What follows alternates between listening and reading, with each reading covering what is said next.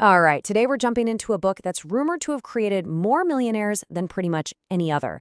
Napoleon Hill's classic Think and Grow Rich. The whole idea is simple, but it is incredibly profound. Your thoughts can literally, truly shape your destiny. Let's find out how. So, the entire book is built around one single, powerful secret.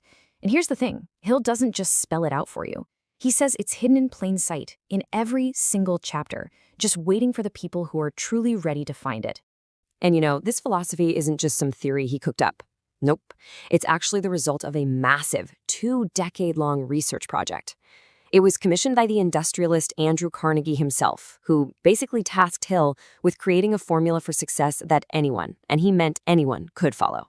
And you've got to see who Hill studied. We're talking about the absolute titans of their time, innovators like Henry Ford and Thomas Edison, business giants like John D. Rockefeller. I mean, these guys didn't just achieve success, they basically defined it for a whole generation. And according to Hill, this one secret was the common thread that connected them all. Okay, so theory is one thing, but how does this secret actually work, in the real world? Well, the book's first story is the perfect example of this whole principle in action. Let's talk about Edwin C. Barnes.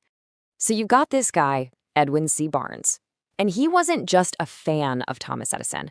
Oh no, he had a single, burning, all-consuming obsession to go into business with the famous inventor. And check this out, this distinction is super important. He didn't just want a job for Edison. He was absolutely determined to work with him as a partner. According to Hill, having that kind of definiteness of purpose, well, that's the crucial first step. So how would he pull it off? Well, it's pretty incredible. He basically willed this partnership into existence. First, he formed that burning desire. Then, and this is the crazy part, he burned the bridges behind him. He showed up at Edison's office with no money and no way to get home. He took any job he could get, a really menial, low-paying one, just to be in Edison's world, waiting, watching for his one big chance. And when that chance finally came, with a new invention nobody else believed in, he grabbed it. His commitment was just absolute. He actually said, "I came here to go into business with Edison, and I'll accomplish this end if it takes the remainder of my life." You hear that? That's not just hope. That's a kind of bulldog determination that made his success feel totally inevitable. And the result? Well, you guessed it. He sold that new machine so successfully that Edison gave him the exact partnership he'd been dreaming of. Their slogan was even, "Made by Edison and installed by Barnes." The guy literally thought his way into a fortune. It's the perfect proof of Hill's whole idea. Okay, so that's an amazing success story. But for every Edwin Barnes, there's a cautionary tale. A story about what happens when you give up. And this next one really highlights the most common reason people fail. Imagine this. A man named R.U. Darby and his uncle strike gold. I'm talking one of the richest gold veins in Colorado. They're about to clear all their debts, they're going to be rich beyond their wildest dreams, and then, poof, the vein of gold just vanishes. They kept drilling and drilling, found nothing, and eventually they did what most people would do. They quit. So they sold all their equipment for just a few $100 to a local junk man. But here's the twist. This junk man did the one thing the Darbys didn't think to do. He sought expert counsel. He hired a mining engineer who saw the problem right away. The Darbys had no idea how geological fault lines worked. And you're not going to believe this. The engineer's calculations showed the gold vein was still there. It was just waiting, a mere 3 feet from where the Darbys had stopped drilling. They quit 3 feet from a fortune. Man, can you imagine? Darby never forgot that lesson. He realized that before you give up, maybe you should seek some expert advice.